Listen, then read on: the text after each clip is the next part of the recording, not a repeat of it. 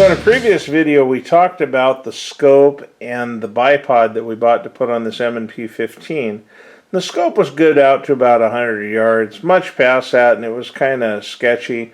Couldn't really see what you were shooting at. But then we didn't pay a whole lot for it, so it's not necessarily a terrible thing that it doesn't go out that far. While I was at Walmart recently, I came across another scope. It's a Nikon ProStaff rifle scope. It's got some pretty cool technology, and Nikon's warranty is amazing. If you break the scope and you can find part of it, you can take it back in and they will replace it, no questions asked. I'm going to swap it out for my state-of-the-art Chinese scope, and we'll see how it works when we take it up to the range in the morning. But for right now, I've got to take this old scope off, clean up the rail, and get the new scope mounted. I had to buy the scope, and I bought some rings on Amazon, so we should be in good shape. I'm looking forward to this. This is going to rock. Here's the new Nikon scope. It's quite a bit longer than the old Chinese scope. It's bigger, so it'll gather more light. Should be a whole lot better at distance. So let's get it on the gun. Something you're going to need just about every time you buy a scope is scope rings. You're going to need a way to mount them to the rifle. I got a set of these. They're 1 inch. Should fit my rail just fine, but they're 1 inch for the tube on the scope. I think these were like $4 or $5. These came from an outfit called Lyracy. We'll find out if they're any good. From what I read in the reviews, they seem like they're going to work out okay. Okay, so I've got the ring mounts up on the rail riser, and I've got my scope set up on the ring mounts. I still need to put the tops on it, but this gives me an opportunity to kind of move it around and see where I want it. I really don't have a whole lot of room to move it, so I think I'm just going to mount it centered between these two and try and make sure I get it as 90 degrees up and to the side as possible to make it easy to access all of the features. So I'm going to go ahead and put these caps on and we'll tighten it down. That is a huge, huge scope. Hopefully this will do all sorts of things for my shooting at the range. If not, I'll have a comically oversized scope. Okay, as you can see, we've got the caps on. I've got the screws in. Now the screws are in very loose. And the reason for that is I might want to be able to move the scope around. She still floats around and they're pretty good. The other reason is once it grabs a hold of this, there's going to be a little bit of space between the two sides of each of the clamps. If there wasn't, they wouldn't be pinching down enough and this scope would flop around in there every time you shot it or swing back and smack you in the head. Maybe that's what you want, but it's not what I want. So what I've done is I've put it on here, put it on very loose. I want to make sure that I don't have my scope twisted to the side or something weird. I want it fairly straight up and down. I want it centered in there. And I'll go ahead and start by just tightening down these little clamp screws. It's something to remember that you should tighten one side till it's just snug. Tighten the other side till it's just snug. Bring them all down till it's just snug. Part of the problem is we don't want to deform the scope at all. There's always a little bit of deformation when you mount something, but you don't want to have any deformation on this. So it's in there fairly tight. Not super tight, but it looks pretty good. Take a good look down the rifle. Does it look the way you want it to look? Are the shoes tightened up? I wanted to get that positioned first before I tightened up the shoes down here. That way if I needed to move them in or out, I could.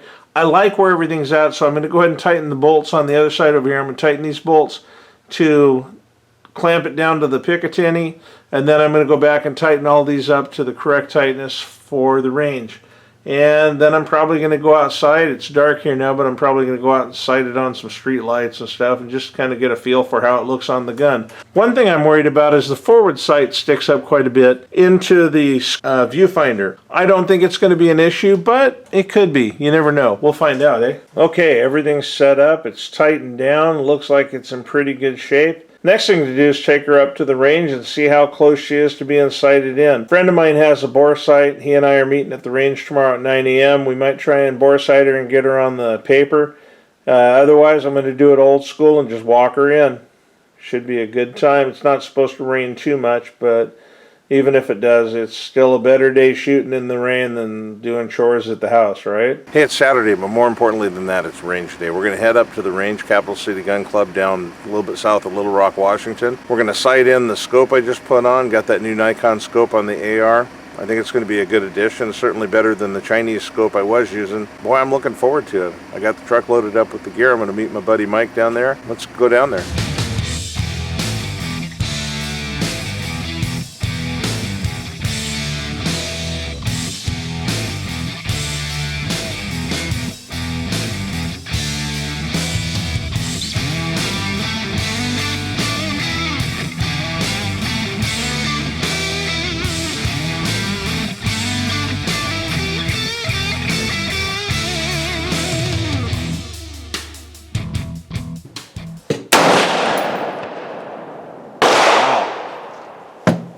I'm on the paper.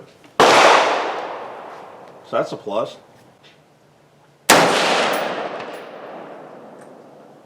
Okay, this one should be dead in. If my math's right, we'll see.